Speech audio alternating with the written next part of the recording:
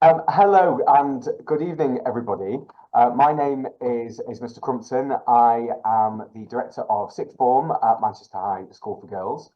And I am going to be leading what is, I'm sure, going to be a really interesting and insightful session of our Insight Into programme, which, as anybody who has joined us before should know, is aimed at giving our students, our parents, and other people from beyond Manchester High insight into a series of professional pathways. And this evening, our focus is on veterinary science and medicine. And we have three fantastic participants in this evening's event. We've got Joe, we've got Alex, and we've got Siobhan, who is I think has joined us now, and we are going to be talking to them in turn about their educational experiences, about their route through the world of being a vet, and what they've done beyond the world of veterinary science as well. And there will be the chance for anybody to ask questions at the end, but you can also ask questions as we're discussing our panelists' lives and experiences. And you can do that putting a question by writing it in the chat. Okay, so old school Zoom methodology, writing a question in the chat, and I will try and get to that as we move forward. We are then at the end of the session going to be moving on to discussing university application for veterinary science with a member of our careers team. And again, that will hopefully be very useful, particularly for our younger members of today's session. So I'm going to make a start, if that's okay, and I'm going to start by having a chat with Joe Bates. Again, thank you to everybody who's joining us this evening, but particularly to the three panelists. And Joe, you are a Manchester High Old Girl, that's right, isn't it? I am, yeah, that's right. I was 1994, I left school. So, wow, right, and which is like a blink of an eye, really, isn't it? Yeah, apparently.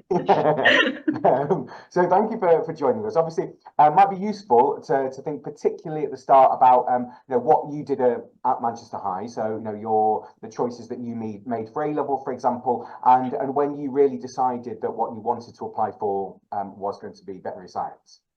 Well, I kind of always wanted to be a vet. I'm a dairy farmer's daughter, so I grew up in Altrincham, and my family still milk cows in Altrincham.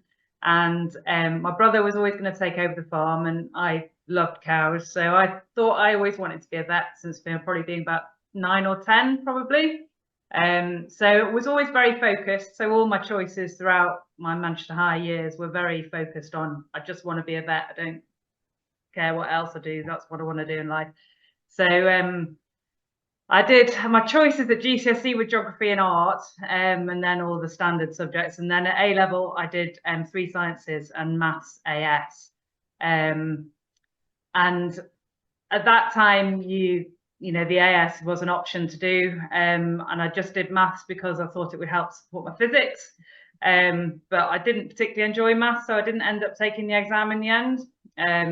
But the reason I chose 3 sciences was because at that time vet schools were demanding biology, chemistry, and really either physics or maths. So, right. So that was my choices really. But it was entirely focused on the fact that I wanted to be a vet. That was it, really. So, and you applied to 5 veterinary schools. Obviously, at that time, I think there were only 6 veterinary schools in the whole country, weren't there? Yeah, there was only 6 at that time, and I didn't want to go to Cambridge because Cambridge was always very academically focused, and I was a much more practical person, so I didn't want to go to Cambridge. So I applied for the other 5, and I was lucky enough to get offers from all of them, which was very rare even then. That's pretty amazing. That's fantastic. Wow. And then eventually you went to Edinburgh. And what was that like as an experience? Edinburgh was amazing. I really enjoyed living in Edinburgh. That was my main reason really of where I chose to go was I wanted to go and live in a city that I felt I could live in. It was the place. I kind of felt that the vet schools were probably, they were going to offer me a veterinary career. It didn't really matter where I wanted to go, but I wanted to find a place I enjoyed living, and I felt that Edinburgh was the city for me, and it was an amazing place to go. It was a lovely city. And at Edinburgh, so is the vet school, is it integrated within the university? Is it, again, because I do get the sense that some veterinary schools are a little bit further out, take advantage of needing to be close to farmland. but Yeah. chance to live in the city. Yeah, at that time, Edinburgh, the preclinical years were taught in what they called summer hall, which was in the city, and then the clinical years were out at the field station at Pennycook. But now it is all out at the field station. There isn't a campus in the city anymore. But still, a lot of the students, it's not, Pennycook isn't far out of the city. A lot of the students still live in the city. And the vet school is part of Edinburgh University, so you still are integrated within the university, but it is much more field station based now, which is a little bit outside. Right. But it wasn't when I went. When I went, it was very much clinical. The first 3 years were in the city, and the last 2 were out in the field station. And did you get out, because obviously most Scottish universities in the first year in particular, there's the chance to do courses from different subject areas. Presumably within veterinary science that isn't possible? Yeah, not really. No, you can do what you call an intercalated degree, so you can take a year out halfway, either year 3, year 4, and do a more specified science subject, so zoology or biochemistry or pathology or something. But I didn't do that. But quite a lot, I would say probably about 20 vet students a year will do that, maybe right. A bit, depends really. And well, that's quite interesting. I think Sarah's got some information about that later on, related to Liverpool University, where again that's also an option. So eventually, it's a 5-year degree, and subsequently you moved into what you in your notes have called a mixed practice. Maybe for our listeners, you could explain what a mixed practice means. Yeah. So they're getting less common, mixed practices, but 25 years ago when I qualified, it was very common. That basically mixed practice is a veterinary practice that provides services for all species, so small animals, farm animals, companion animals, all sorts of species in the farm animal side as well. And it was fairly common 25 years ago that most people might have entered a mixed practice when they qualified, and just they maybe hadn't decided what specialism they wanted when they left vet school, and then went to work in a practice where you did a bit of everything, which is what I did for a while. And it's quite good, because it's a bit like learning to drive. You pass the exam and you don't really know what you're doing, so then you spend the first year trying to understand how this business works, and it is quite nice to have been able to do a little bit of everything and then decide what you actually do enjoy doing, which was nice. So yeah, I did that for a year in Hexham, and then I moved to Skipton and worked in a mixed practice there as well. And just so, how does it work in terms of you finish your degree?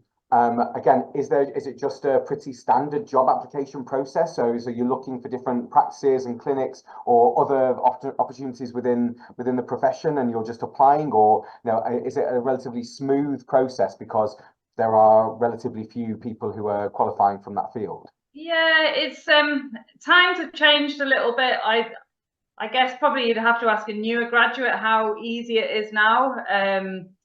When I qualified, the Vet Record was the professional magazine, and there was thousands of jobs in there, and you just had a look through and you applied to the ones you fancied and had an interview and hoped for the best, really. But there's a lot more influence from the corporate sector now, and so there's a lot more kind of graduate support schemes and things that are available.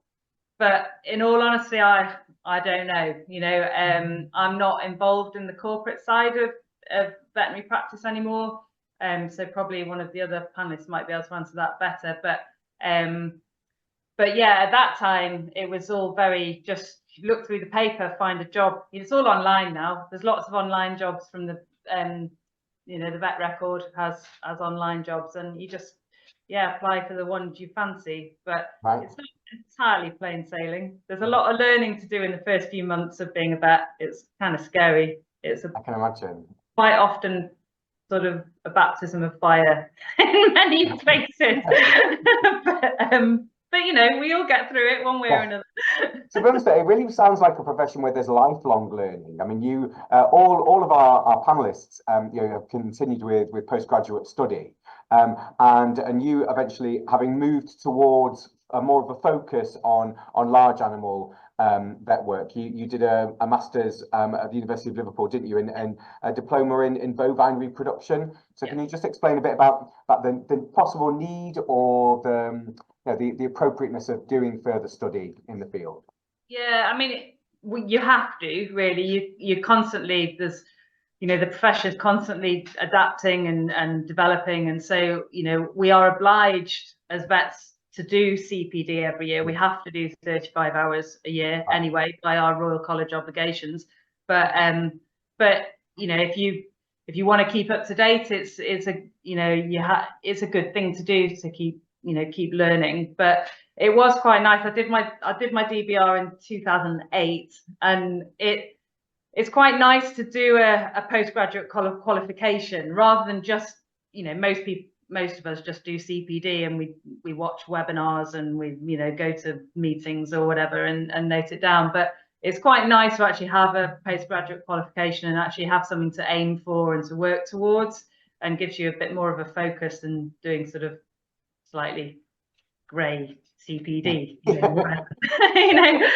box ticking almost, isn't it? Yeah, exactly. So and at that time, well, it is now, I'm completely focused on cows now. I just work with cows, and it was always, I was a dairy farmer's daughter. It was always where I was going to go, really. Right. Anyway, but so currently, you are working with cows as the resident vet on a farm, aren't you? On a dairy farm. Yeah. Near Newcastle, and it's what, about 1,000 cows? We milk 1,000 cows, yeah, which is, it's the biggest farm in Northumberland, but it's not by any means the biggest dairy farm in the UK. There's much bigger dairy farms down south, but in Northumberland we are the biggest dairy herd.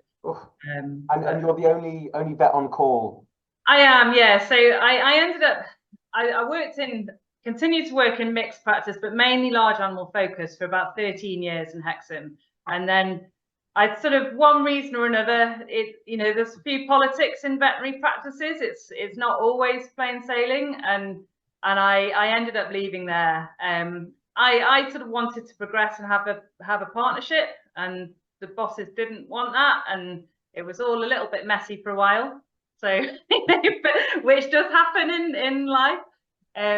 But basically, so I left there and set up my own practice, and so it's a very small business. It's just me, so I am on call all the time. But because I work with this farm exclusively, I train all the staff. I coordinate all the health and welfare on the farm, and design buildings to put animals in. And I'm right there on the ground, making sure that the farm works really well. Which means that although I am on call 24/7, I probably only get called out 4 or 5 times a year. Basically, my staff are really well trained, so it's great, really. And I feel I'm a very big cog in a small, big wheel, and you know what I mean, big wheel in a small thing, whatever. But I'm a big part of a small thing, rather, because sometimes in big veterinary practices you can feel a little bit lost sometimes. If you're in a very massive practice and you're a very small part of that, it can be quite overwhelming sometimes, and it's quite nice. I get a lot of satisfaction out of my job because I'm a big part of a relatively small enterprise, really. Well, and I suppose that means that you can do lots of different roles and tasks within that. I love, the idea of also working on welfare and helping to design buildings and train. Yeah. And you're constantly challenging yourself, which sounds really, it is really good. It wouldn't suit everybody. I'm not rocket science, I'm not breaking new ground here, but I'm helping really achieve I used to work with this farm when I was working in practice, normal practice, and I've achieved, in the last 10 years I've been doing this, I've achieved masses more than I ever did working as a normal vet, just turning up. Because most vets, you just turn up once a week or once a fortnight or whatever, and you go and you talk to a farmer and then you leave again. Whereas because I'm there all the time, I've achieved a huge amount on this farm, which is really satisfying. It's great. So could you possibly take us through maybe a day in the life, and possibly think about some of the cases or some of the issues that you might come across in a typical day? Well, I've been at work today. I'm a bit grubby, Hence. So what did I do today? I scanned some cows this morning. I dried off some cows. So once a year, before they calve, the cows get 6 weeks rest. So I dried off some cows. I amputated some digits off some lame cows. I lanced an abscess on a calf, and I castrated a bullock. And I had a look at the farm dog, which has got fleas. So there you go. That's what I did today. Real variety then. Yeah. Okay. And you yourself, you actually with your husband, you have your own farm as well, don't you? At the same time. Do. Yeah. How do you find the time? Well, yeah, he does most of the farm work, but yeah. So yeah, we've got 1,000 sheep and 120 suckler cows at home, and I've recently bought 2 pigs as well. That's really exciting. So I've got piglets as well now. So that's really excellent. And I think you've diversified even more than that, because now actually you've got a bit of a glamping business going alongside the farm. Yeah, so we've got 6 glamping pods on the farm as well. So days I'm not being a vet, I'm mining and washing sheets most of the time. But well, is it necessary these days, you think, to sort of diversify, within your own your own lifestyle, I suppose, to make sure that you're feeling constantly challenged? Yeah, I don't know. I guess it's what floats your boat, isn't it, really? I mean, I know that I have a family. I've got 2 boys at home as well, and I like the variety that I have in my life. I worked for a very long time in very standard practice, where I went to work, 8 in the morning, and I came home at 5 at night, and I was on call once a week, and I did that for a very long time, and I did enjoy it at the time. But I know that my life is much more balanced. It's much happier. My mental health is better, because I have a huge variety of things I do in my life. I have time for my kids. I can take them to school every day, and yeah, all the little businesses I have on the side, kind of keeps my life balance really, really good. But I've made compromises. As I say, I've not achieved probably what I could have achieved in my veterinary career, but I haven't given it up either. And I've managed to create this balance where I'm still a vet, I still enjoy being a vet, but it's not really high pressured, and I don't feel really stressed because of it, because I've got all these other things going on, which is really rare. It's really uncommon. Nobody else does what I do, really. It's just how brilliant. But yeah, I'm quite lucky to have managed to find the right farm manager that's willing to work alongside and do what we've done. Really, it's good. It's really well, good. I think it's great, obviously, that the farm and the farm manager do actually want to have a vet, who is 24/7 on call. I think that does speak possibly to changes ethically within within dairy farming practice over over the past sort of 20 years. Would you say that's the case? It does a bit.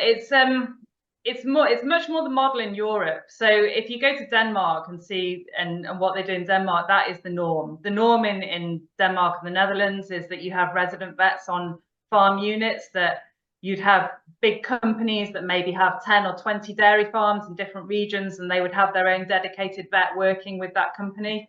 So that's much more the standard practice on the continent. It's just not here.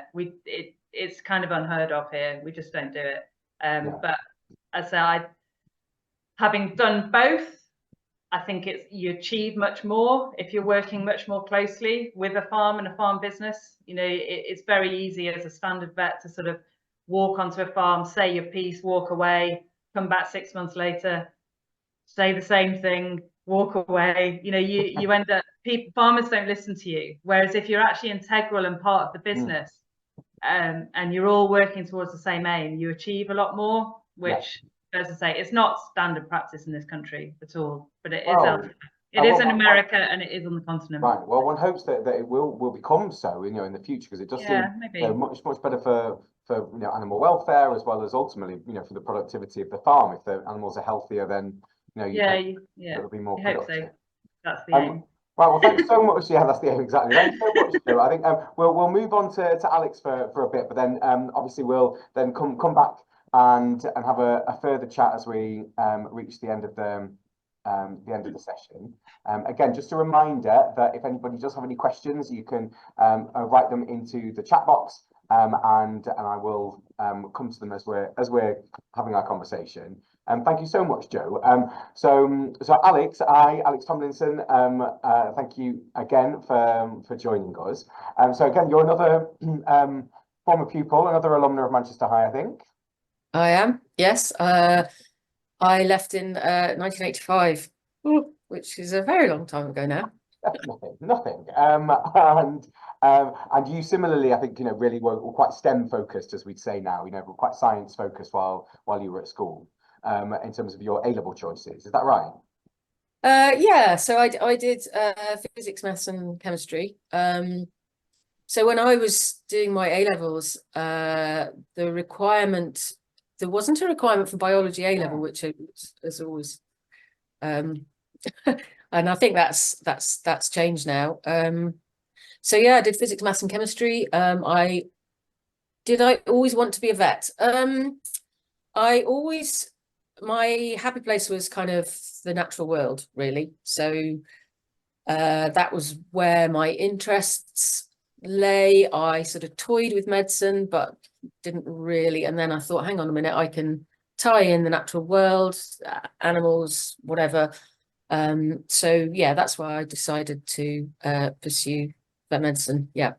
Because people often think, don't they, that vets, were always very animal loving when they were children, that they were always playing with animals, always wanting to go and visit the farms, always really having a very strong bond with their pets. I mean, was that the case with you as well, and with you, Joe, as well? I mean, clearly, obviously, you grew up on a farm. Alex, what was your background like? Was it a bit less?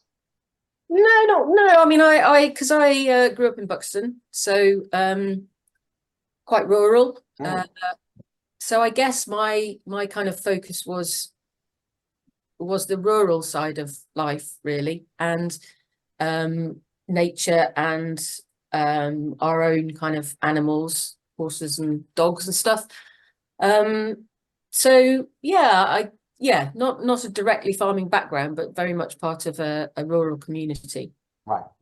And you did, in fact, unlike Joe, you did apply to Cambridge and go on to study at Gonville and Keys College. And again, is it true that the Cambridge course, was quite academically focused in comparison to the other vet schools? Yeah, certainly. Well, it always had that kind of reputation. And unless you go to all the vet schools, you don't really know. No, do you? Yeah. But obviously it's in East Anglia, which is not the hotbed of farm animal medicine, because it's in East Anglia. But yeah, I mean, I absolutely loved my time there. Had a great time. Played a lot of sport, had a lot of fun. Did quite a lot of work as well, obviously. The thing I would say about Cambridge is the collegiate system is absolutely fantastic in terms of, my first 3 years, I was part of the college. Well, I was part of the college for the whole time I was there, but I was studying with other vets from other colleges, but I was also part of this college that had students from every subject under the sun. So that was really good, actually. Really good fun meeting loads of different students from different subject areas. Yeah, that's the great thing, isn't it? I think at Oxbridge, that you have that almost mini university college where yes, you can interact with people who are way beyond your subject area. And then subsequent to that, you went off so you again focused on general veterinary practice, and I think a bit different from Joe, you ended up focusing more on small animal practice. Is that right? Well, I sort of started. I always wanted, when I was at vet school, I always wanted to be a farm vet. I saw most of my practice up in Yorkshire and locally where I live in Derbyshire. So yeah, so I started out doing mixed practice, as Joe said. So those were the days when most practices did a bit of everything. Fantastic grounding, you know, you really learn, and you learn fast. And you're not just sort of learning your skills and your art as a vet, you're also learning a lot about people, to be honest. How to work with clients, how to listen, and how to communicate. So yeah, those first, whatever, 6-7 years in practice were very much kind of me trying to work out what I wanted to do. And I suppose a bit like Joe said, really, life events take you in different directions. So I ended up thinking, okay, well, I'll specialize in, or at least I'll focus on small animals. And I did that for a couple of years and realized that was not where I wanted to be. So, I went back to my happy place, I suppose, which is the natural world and wildlife. So I tried a few different things, but ultimately I knew I wanted to do more on wildlife. So I did a master's in wild animal health at sort of Royal Veterinary College, London Zoo. So basically London. Wow. Can you actually tell us a bit about that? Because that sounds fascinating. So that was what, basically focusing on offering, you know, health and welfare support for zoo animals, really? Well, it was that was a career changing year, to be honest. So I would say it was probably 40% on the zoo stuff, which I didn't really enjoy. And the rest of it was on free living wildlife, and the issues affecting the health of free living wildlife. And that was sort of touching on ecology and zoology and, you know, how natural systems work. And that's where I really started to think, actually, do you know what? This is what I want to do. This is what I'm really interested in. How our wildlife kind of stay healthy or not, as the case may be. So yeah, that set me off on a totally different path. But I had no regrets about doing that initial 7 or 8 years in general practice, because that is so grounding. Sure. I mean, I think this is what's fascinating. And again, to do that initial foundation in sort of veterinary practice, but then to go off in such incredible directions. I mean, you worked for the government actually for a little bit before then, I think, didn't you? Or with the government during the foot and mouth crisis back in 2001. So, what was that like? Horrible. Yeah. Absolutely Horrible. Oh my God. I mean, I remember I was at uni at the time. I remember the images were really distressing, and you know, that must just be very very difficult to deal with. I mean, that's one thing that I think we'll talk about with everybody at the end, is actually the emotional impact of working with animals, which I think must be a real challenge for any type of vet. So just to go back, Alex, then, so you did a PhD eventually at Liverpool in the ecology of bovine tuberculosis in badgers, which sounds fascinating. I mean, what was your experience like? I mean, was it very practical as a doctorate? Yeah, it was. So I combined my PhD with a job working as a vet there's a field station down in Gloucestershire where there's a study site of a free living population of badgers, and they've been studying it. It's one of the longest longitudinal studies of a wild animal disease picture in existence. So there's probably about 40 odd years now of data, something like that. And so I was working there with my veterinary hat on, but also doing a PhD, looking at some of the kind of risk factors and associated factors with why badgers were getting TB, how the disease was progressing in them, that sort of thing. So basically trying to understand more about the disease in badgers.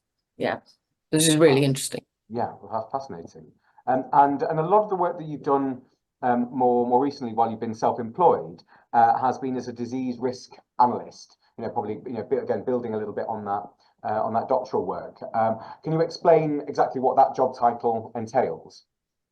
Yeah, so disease risk analysis is so I've done disease risk analysis for wildlife conservation projects, basically. So essentially, when there's a conservation project which is looking at moving animals from one place to another, or reintroducing them where they've gone extinct, or whatever it might be, there's risks associated to those animals from bringing them in, but there's also risks associated with the things that those animals might bring to the place that you're taking them to. And there's also potential risks for other wildlife, for farmed animals, and also for humans. So it's kind of looking at every possible scenario and evaluating the likelihood, the severity, the consequences, and looking at what mitigating factors need to be, you know, what mitigation you need to put in place to reduce those risks. So yeah, that was using a lot of the ecology type approach of looking at how natural systems work, and how in a natural system you've got so many connections, and it can be quite difficult to control things. So you've just got to try and evaluate where the pinch points are, and if there are things you can do to reduce risks. So yeah, that's been really interesting work, and that sort of led on to me getting more and more interested in it sounds an odd trajectory, but basically doing conservation work, I started to see how our food production was impacting our biodiversity. Right. And yeah, it feels like a big leap, but it kind of wasn't really. So I just started to learn more and more about food production and how that impacts biodiversity.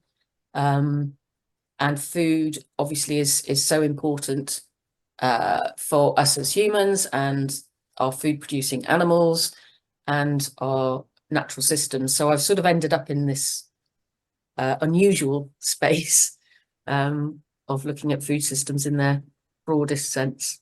Well, no, but it's fascinating, and again, it's brilliant just to see the way that, again, that initial grounding, you know, well, doing chemistry and maths back at Manchester High can ultimately lead to these, you know, amazing projects from both the speakers that we've chatted to so far.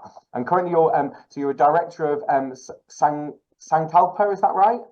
Which is, can you just tell us a bit about that organisation? Yeah, so Sankalpa is this fascinating organisation. It's sort of like a charity. It's a community interest company, which is sort of charitable in its goals, if you like, and it cuts across many different areas, but the focus is all on enabling people to effect change in whatever sphere they're working, but with this underlying thread that actually the whole connector here is us as human beings, and how we interact with each other and with the natural world. And you know, it's sort of looking at human behavior, actually, a lot of it fundamentally, but those projects can be, on the face of it, nothing to do with human behavior. But yeah, so we fund a lot of different projects, many of which center around food and farming,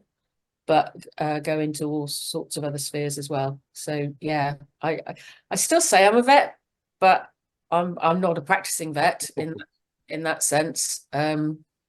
Yeah, I think once a vet, always a vet. But yeah, oh, it sounds like it. No, absolutely. But I'm sure if, you know, you randomly ended up, you know, on Jo's farm and she asked you to scrub up and get those gloves on, it would all come flooding back. Okay, Alex, thank you so much again. We'll definitely come back to you towards the end when we've got some general questions from everybody. But if I can move on to Siobhan, hopefully, I don't know whether your camera's working. There we go, brilliant. Hi Siobhan, how you doing? Hello. Hi. Yeah, good. Thank you. Sorry for the late arrival. Oh, no worries at all. It's great to have you here. So I think so you left school a little bit more recently. So it might be quite nice, first of all, to think a bit about your A-level choices, but also maybe while you were at school, what were your kind of extracurricular activities? What were you doing that maybe helped you possibly to make decisions about what to study, or gave you some skills which helped you in the process? Extracurriculars. I did drama. I don't know if any of this did actually help with my choice to be a vet. I think it was just more the fact that I enjoyed learning and the school had so much to offer that I kind of just jumped on everything really. So yeah, I took drama lessons, so did group drama lessons for the whole of high school, and also did hockey as well. So that's both of those were sort of teamwork kind of skills really. The drama more a sort of personal confidence thing, I guess. And it was just a different way of thinking, really. It kind of helped me to switch off the sort of scientific-y brain that I had in terms of school learning. But yeah, also have fun and sort of learn new skills. So yeah, I did drama, I did hockey, and I also did Phil Sock. I don't know if that's still a thing, but yeah, absolutely still a thing. Yeah, very much loved that one, and also MUN as well. So did very the much still a thing. Still have our own conferences. Yeah, absolutely.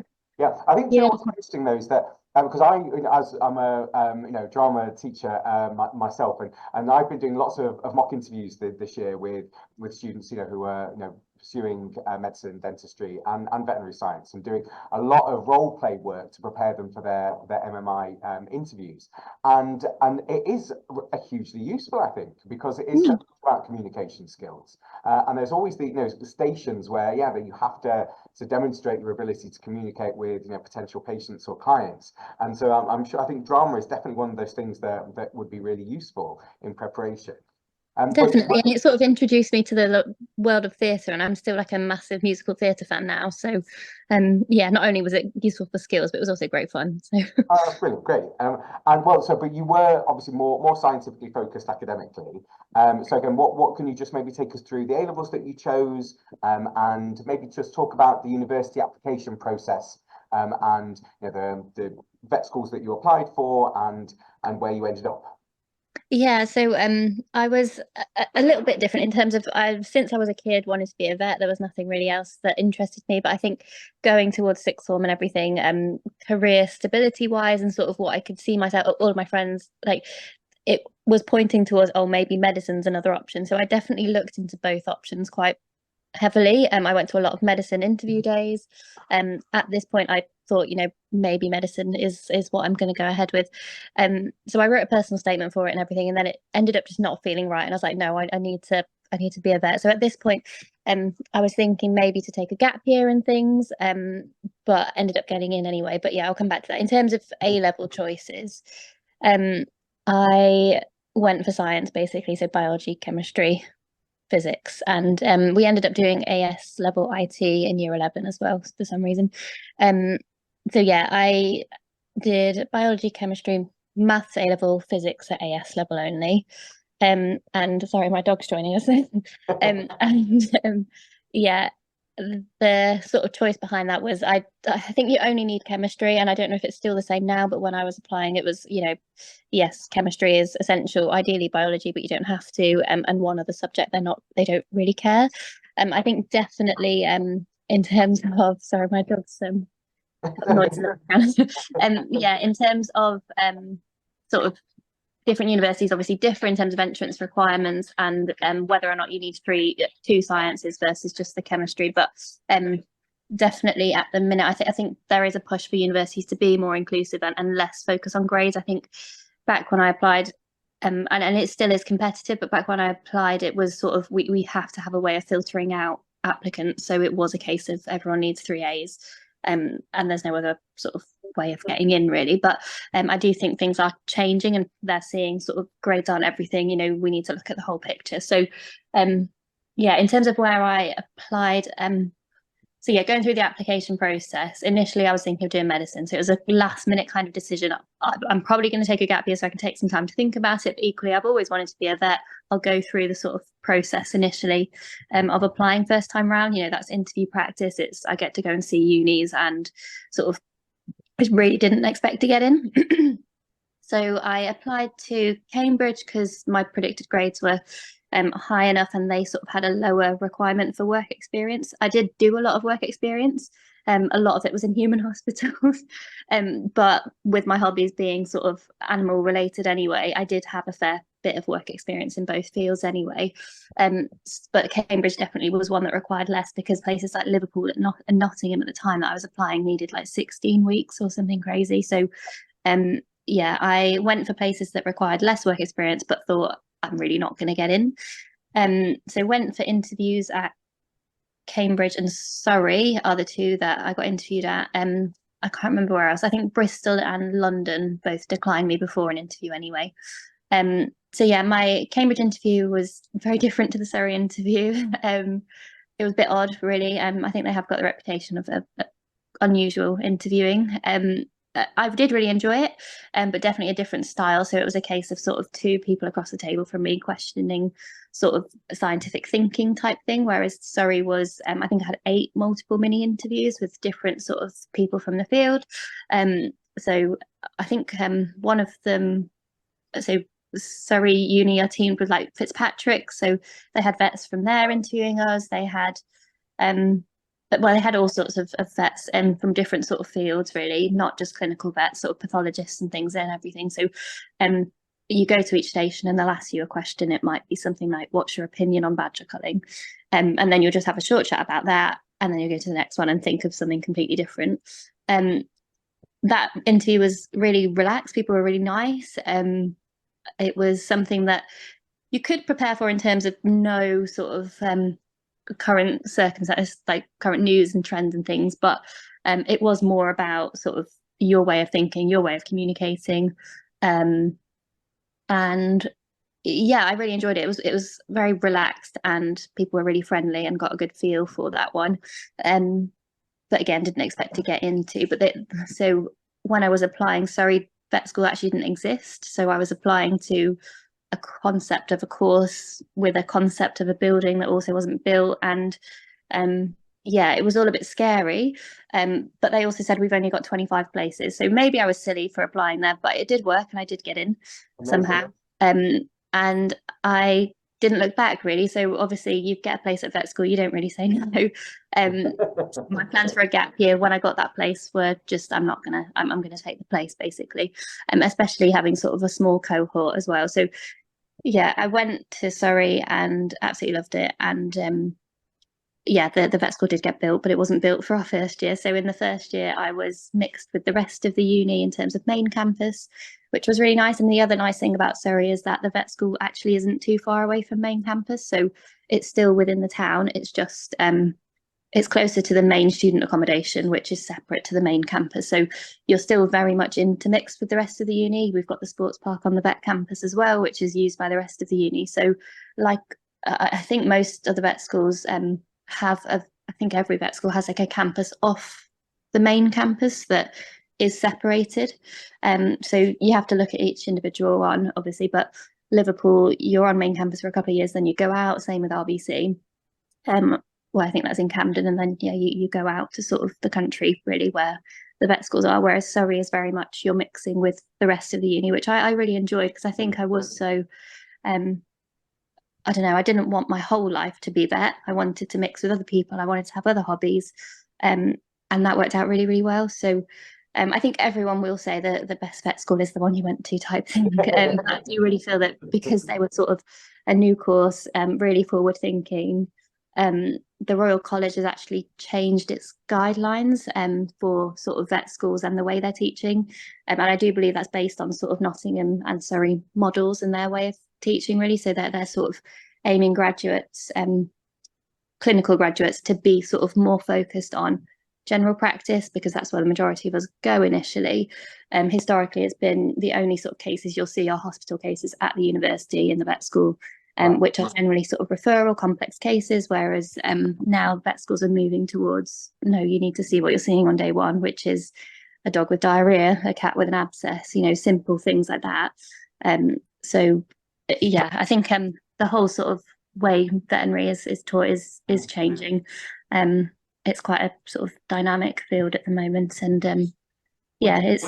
Sorry to interrupt, Siobhan. Would you mind sort of thinking about a potential sort of like day in the life at Surrey, which again, as you say, is increasingly becoming the model for the mode of teaching at other vet schools. So, again, if any of the people who've joined the call, were to get into vet school, and in their first year, for example, what would a day look like for a student? Yeah, so usually it's different to the rest of the uni, and I think yes, it's great you're mixed with the rest of the uni, but you do also see how much more work you do. So your lectures will start at 9 o'clock in the morning. You'll have sort of maybe a few lectures, you'll have a break in between each one, 5 minutes or so to grab a coffee. And you'll be taught generally first year it's sort of anatomy, physiology, and the basis of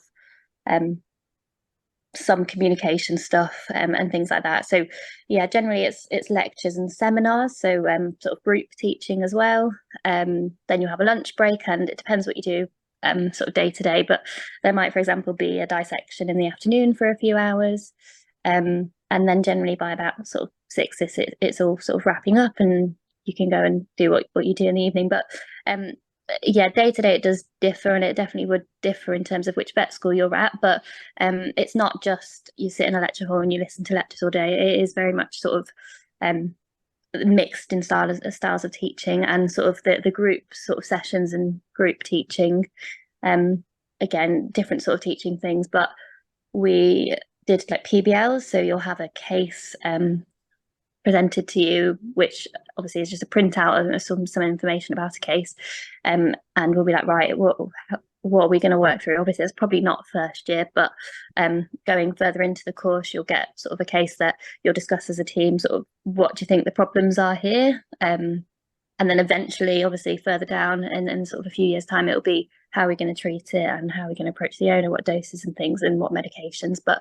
yeah, they build on it sort of year on year, so you'll start with sort of generic sort of physiology, anatomy for the first couple of years, and then you'll start to build on that and sort of diseases, and then you'll go to sort of treatment and things. So final year was rotation based, so you go to different practices or hospitals, or you stay at the vet school for one of them for like pathology teaching, and one of my rotations was an anesthesia elective, so I went to an equine hospital to do some equine anesthesia. I went to a small animal hospital to do small animal anesthesia, and then just for sort of interest and comparison, and because sorry, I'm sort of big on health, I also went to a human hospital, did some human anesthesia, which I thought was quite cool to come back to and compare that, because it was very different.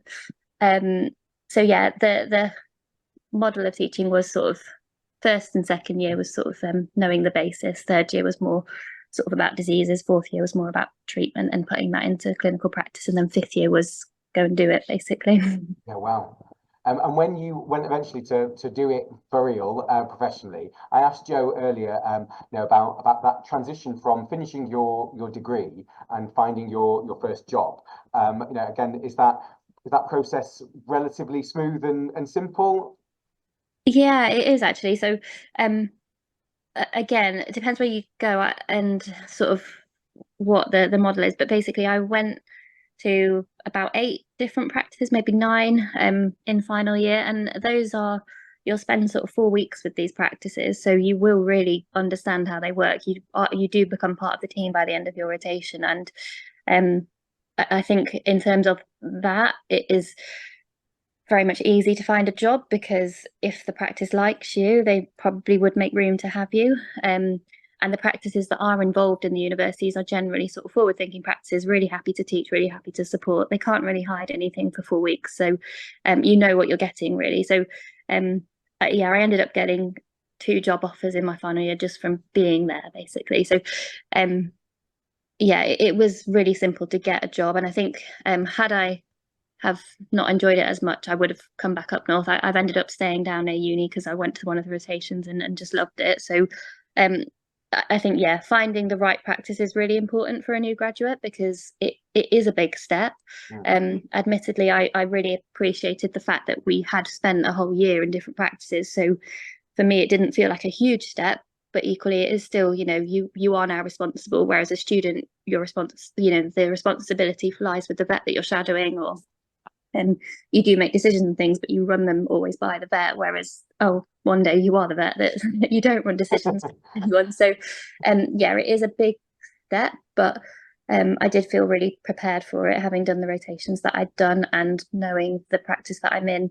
I've spent a lot of time in, so I feel that that's a really good practice, and it has been a really good practice, and to this day still not left. Probably can't stay there forever, but it has been brilliant to learn in, and I think yeah, finding the right place to work in is the main thing.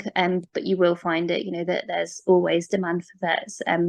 Unfortunately, not many vets stay for a long time in terms of in the profession, sort of in clinical practice. There is obviously a proportion that do sort of stop doing clinical practice, and I don't think it's sort of unique, well, completely unique to vets. I think in all careers, to stay in the same job forever is not always, but obviously there are certain sort of demands within the profession that make it tough, and so, you know, I think we've been quite lucky in terms of my year. A lot of people have stayed in clinical practice. I think a couple of people have gone and done other things, which haven't necessarily because they haven't enjoyed the practice. It's been, you know, that the career is potentially so variable that you can go and do something else. So yes, there are certain stresses, and it's not for everyone, but equally, if it's not for you, there's so many options that you can do still using the skills you've got, that make it such a sort of valuable and rewarding career, really. Well, as we've seen from Joe and Alex. So your practice at the moment, is that small animal focused? Yeah, so they did start off as a mixed practice. I think, like most mixed practices, they did get rid of the large animal and sort of left that to the large animal vets. And that I would say is a positive move in terms of vets. You know, you're not sort of learning every species under the sun, and you, because sort of demands for sort of client expectations and things are changing, and you're focusing sort of your knowledge and treatments and things on a specific species. So yeah, I mean, I did actually x-ray an eagle last week, but usually I'm just seeing cats, dogs and rabbits. Oh, wow. Yeah, so it's, yeah, we're just small animal, but we do see a lot of exotics as well. We've got a sort of bird of prey centeneras that we work with, and also a wildlife hospital. They call themselves a hospital down the road. They don't have a vet there, so we end up doing a lot of sort of their work as well. So yeah, mainly cats, dogs, rabbits, but we do get the odd weird thing. The odd eagle or iguana. Yeah, well, yeah, I had to kill a corn snake, no, sorry, a grass snake yesterday, which I had to look up how to do that because they're not straightforward. So yeah, it's Wow. it's every day is a school day, and that's what I love. You know, you are learning every day. I still feel like I'm learning. So yeah, and again, but also structured learning, because you did you got a master's in advanced veterinary practice with Nottingham, didn't you? And did that lead, do you think, automatically to you being able to get a promotion to a senior vet within the practice? Is that a necessary course of action to move forward in clinical a clinical career? Not necessarily. So yeah, you don't have to do any additional qualifications at all if you're happy doing what you're doing and you don't want to take time out to study. You know, you do still learn on the job, so you will still develop. For me, the opportunity came up to do this additional master's and certificate, which at the time I was fairly recently graduated, and I thought, do you know what, I am learning, but equally, if I can be taught more, then why not? So yeah, I went for that fairly recent. It's fairly sort of soon after I graduated, and my boss was really supportive in letting me do that. So I think I somehow ended up having 1 day a week to study. So yeah, generally vets work 4 days a week.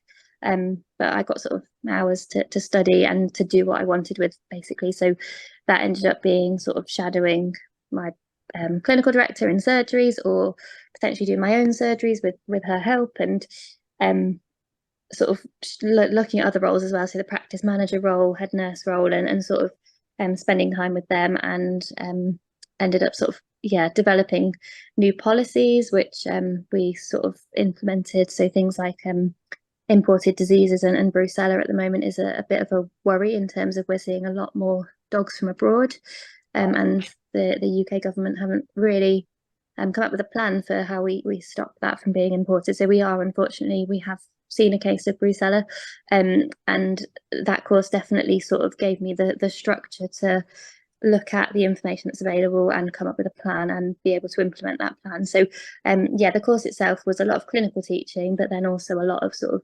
non-clinical and sort of managerial aspects of being a vet. So yeah, it definitely did lead to the promotion, and yeah, it's been really, really helpful. I'm looking at the next thing at the moment, and I'm thinking maybe doing a surgery certificate, because that is my sort of area at the moment. But I wanted to ask you about that. I mean, again, that because that seems such a challenge, particularly with a particularly small animal, and also, I mean, I think this is one of the things I suppose about the veterinary world is obviously the costs involved, which aren't covered by National Veterinary Health Service. Obviously a lot of people will have insurance for their pets, but not everybody. And how challenging that is for you as a vet dealing with with pet owners who whose animal might need surgery, but you can only provide it if they're able to fund it. Can you maybe speak to that? Yeah, I think because of the area I've chosen to work in, I think I'm quite privileged in terms of not a lot of people will say no based on cost. Veterinary care is definitely, it's not cheap. But the majority of owners I come across are either insured or they're happy to go ahead with it. I think there are the odd cases where you physically can't do the surgery, but there are a lot of cases where you can compromise. So you can say, look, we're not going to do the blood test, we're not going to go above and beyond, we're not going to do this, this and this, we're going to sort of come up with a different plan that works for you. Also the practice is happy to help in terms of payment plans and that kind of thing. So it's not often I'll get a case where I physically can't help a patient. And the other thing is, if an animal is suffering, a surgery might fix it, but equally, if I can relieve that animal's suffering, then I know I can put an animal to sleep and that be peaceful for them. They know no different, and they're not suffering at the end of that. And yes, the owner obviously will sort of suffer from that in terms of that decision, but equally I rarely come across a case where I'd have to put something to sleep that I could have fixed with surgery, because generally as a practice we're quite supportive in terms of how can we make this work for you. If we physically can't make it work, we're not going to make someone feel guilty about that, but I can't actually remember a case that I've had to put an animal to sleep that I really think I could have saved, really, or it was in their best interest to save. I think there are sort of certain charities that will help. There are, we can refer them to the likes of the PDSA, which provide essentially, I don't know if it's free, but very, very, very low cost care. So yeah, I think costs are definitely one thing we have to sort of work with. And sometimes you can't provide the utmost gold standard, as they call it. You can't do absolutely everything, but that's the sort of joy of being a GP vet is, okay, it's a challenge, we're going to work with what you've got, how can we make this how can we make this a reality? And I think that's GP practice versus a specialist hospital is different in terms of, a specialist hospital, you've got the pressures of you're supposed to do everything to 100% gold standard, whereas I guess in a general practice it's one of the challenges, but it's not something we should shy away from. You've got to work with the owner within their budget to create a good outcome for the best outcome for the pet and the owner, really. And yeah, rarely would I have a case that I have to say I can't do anything because you can't afford it type thing. There's usually something we can do, and if that does end up being euthanasia, I know I can do that peacefully and I can relieve that animal's suffering. And if it is something like an animal has, I don't know, eaten a tennis ball and that's got stuck and it needs surgery, there usually is okay, I can't pay for it, but we can do a payment plan over 12 months and we can work something out, and we can keep costs to a minimum and that kind of thing. So but if that same animal needed surgery because it's got a cancer in its gut and it's 12 years old, is that really in its best interest to spend all of the money anyway? So yeah, it's rare. It's certainly something that does cause stress in practices, but it is manageable. Well, thank you so much, Siobhan. Honestly, well, I tell you what, you know, my cat needed a vet, I would be you know, if you were there. Thank you all so much. We're gonna just move on. We've got a question from somebody in the chat asking, I think possibly for all of you, but maybe particularly for you, Siobhan, about getting work experience. And I think this is something obviously that is of particular interest to people who are wanting to move into the field. It does appear that it's a much bigger challenge to get veterinary work experience than to get work experience in human healthcare. Any tips or advice that any of you can give? Maybe if I start with you, Joe. I mean, again, do you we're not quite there, James, by the way, with Sarah. We're still just asking questions of our panelists. But if Joe, I mean, again, do you get lots of people asking for work experience on your farm? Yeah, we do. So we take quite a lot of school children, you know, A-level, well, late GCSE and A-level students, but also I tend to get the vet students in their first year. So when in first and second year, you have to do animal husbandry experience and they have to learn how to milk cows. So I always get the first year vet students to come and teach them how to milk cows. But we do get school students as well. My advice on veterinary work experience would always be to make it as varied as possible. Vet schools tend to sort of, as long as you've done, say, a fortnight with a vet, they want, after that, they want variety. So they want you to have gone to a stables and a dairy farm and go on a sheep farm or go to a kennels or cattery or whatever. You just want a variety of work experience rather than they would much rather see that than see like somebody who's done 20 weeks with the same veterinary practice. You know, they just want variety. They want to show that you need to show that you've had a bit of initiative, that you've investigated animal husbandry in all its guises with all species. And if you can get as much variety as possible, then that will set you above somebody who's just done the same thing for weeks and weeks and weeks and weeks. I think that's absolutely fantastic advice. Anything you could add, Alex? No, not massively. I suppose in terms of if it was wildlife that you were interested in, conservation wildlife hospitals are a good place to get experience, and some of the conservation charities. That's a little bit more difficult because it's such a specialist area to get work experience, but it's always worth making contact with as many, and then, you know, sometimes you just strike lucky when they just need an extra pair of hands on a translocation project or something like that. So yeah, just fire out emails. Yes, yeah, absolutely. I think that's really good advice for everyone. And Siobhan, finally, I mean, obviously you've done quite a lot of sort of human medical work experience, I think, haven't you? But again, any advice on people who are thinking, oh, you know, I'm in year 12 already, you know, I've only done 2 days shadowing at a vet clinic down the road. What do I do now? Yeah, I think it is. You don't have to spend too much time shadowing in terms of being actually in the veterinary environment. It is a lot about sort of husbandry. So if there's a stable nearby, go and ask them if you can muck out for a day and sort of learn how they look after the horses. Yeah, go and visit a farm. I'm sure they'll love help with their milking and sort of things. I absolutely love lambing. So if that is an option, try and find a local farmer that will help, that will want you. And usually they do want the help. But lambing is one area that you get thrown right in and you do just learn so much. Carving as well, if you're lucky enough to live close to a dairy farm, then carving is also a really cool one.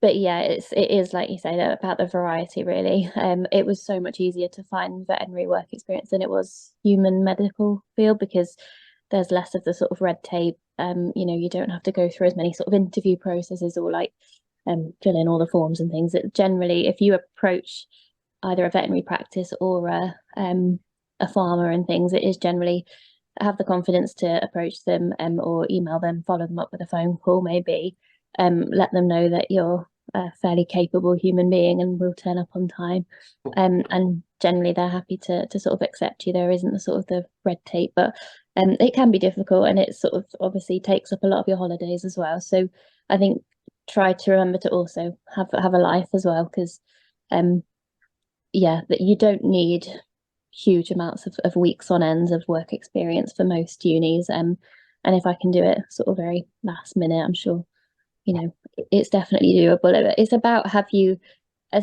understood what this career involves, and have you really thought about it?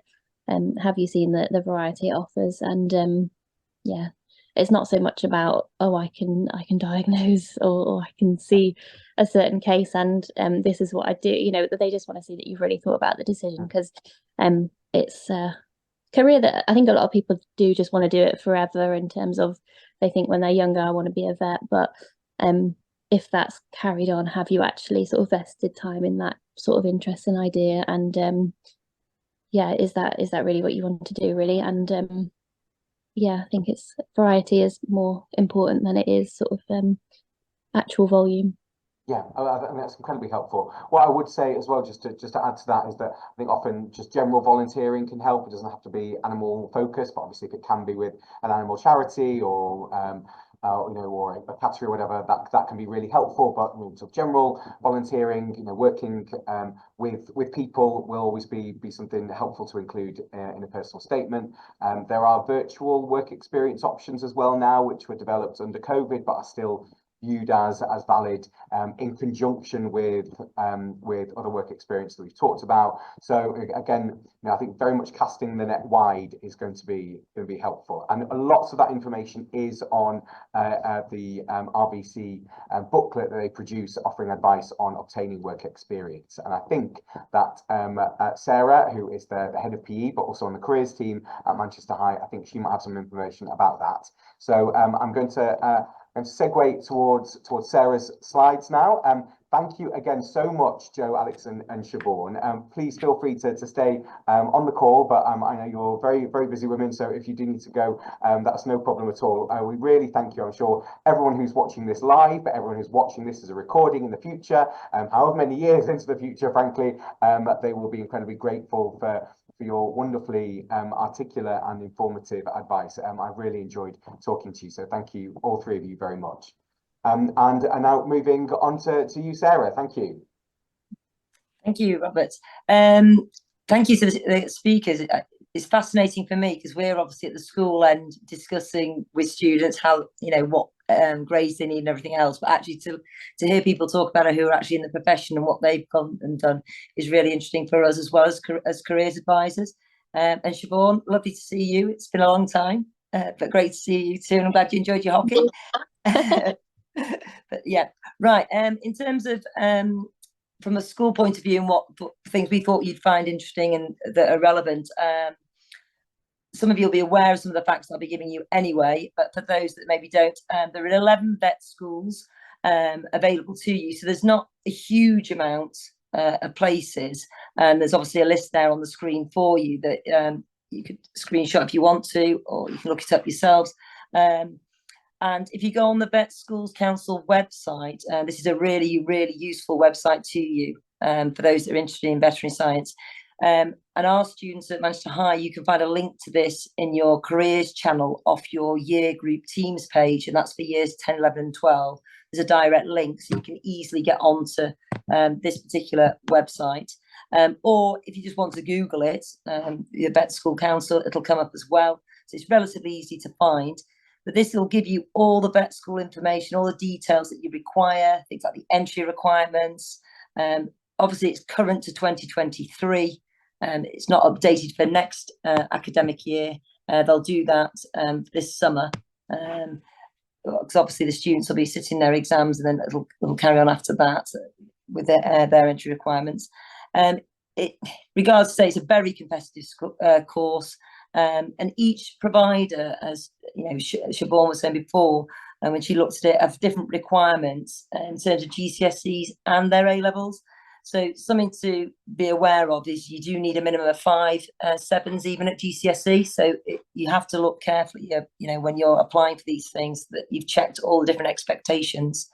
Some are AAA at A-level. Some are even higher than that now. It does just depend on which particular university or vet school. You will have an interview process, which Siobhan went through a couple of them, which was interesting how they were very, very different, each one. But there will be an interview involved. And as we've heard already, work experience is, a really good thing to have to do, and is, really worthwhile. And you'll need to do that to ensure you can show that you have an interest, rather than just it's something you thought, oh, I fancy doing this, but you've actually looked into it. You've gone and seen what's out there. Majority of the courses are 5-year, but I'll go into some other options in a minute as well. And each course is structured slightly differently, so you need to check each one to ensure that it's something you definitely are interested in, the course fits you. But there are some other routes into veterinary sciences as well, beyond the traditional course. There are some foundation courses. There's one at the University of Central Lancashire, and that's a 6-year course, so even longer for those who want to spend a bit more time at university. And that's open to all students. Some universities have courses that are only available in terms of foundation for students from a widening participation backgrounds, and there's certain criteria that you have to fit for those, but you can find all that information on the website along with the entry requirements. That will be updated for 2025 entry this summer, after the 2024 cohort has finished all their exams and everything else. And then we've got Liverpool University. That seems to be very popular with our students at Manchester High. It's a 5-year course. Obviously, they'll show you here, you've got to get AAA. But they also offer a 1-year integration course in vet conservation medicine. So you get to take a year out of your vet degree, and you get to study something related to it, and you'll be qualified as a BSc as well as your vet degree at the end. So you'll get a Bachelor of Science as well. Other universities offer this as well, but it might give you an opportunity to explore a little bit more your interests, and gain your BSc along the way as well. And then we've got the Royal Veterinary College, and that's part of University of London. They offer other courses as well as just veterinary science, but they do separate degree courses in vet nursing and also biological sciences. So they've got lots of different options, so that's well worth a look as well. Well worth having logging on and just sort of looking into that and see what do you actually really want to do. So there are other ways as well. And that's it from me, Robert. I know you've done a lot this year with our vet students at school, so I'm not sure if you've got anything else that I might have missed at all. No, I mean, that's a fantastic summary. Thank you so much, Mr. Newman. And I mean, so we're very lucky. We've got just one vet applicant this year, but she's done incredibly well, and she has places. She had a place at Nottingham, I think, and particularly at the Royal Veterinary College, which is where she's intending to go. And she again was someone who was really interested in being a vet from a very young age, but she, in her work experience, just really again cast the net very wide, and spent a few days here, a few days there.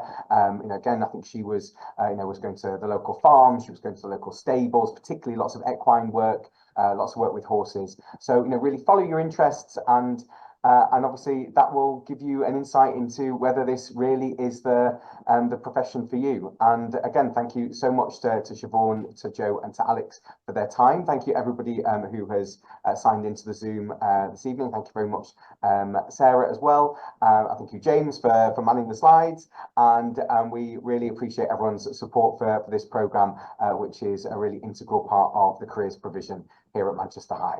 So thank you all. Have a lovely evening. I'm not sure, there's no natural light in my office, so I don't know whether there's any sunshine left, but I hope you all have a really nice evening and a fantastic weekend ahead. Thank you all very much. Bye-bye.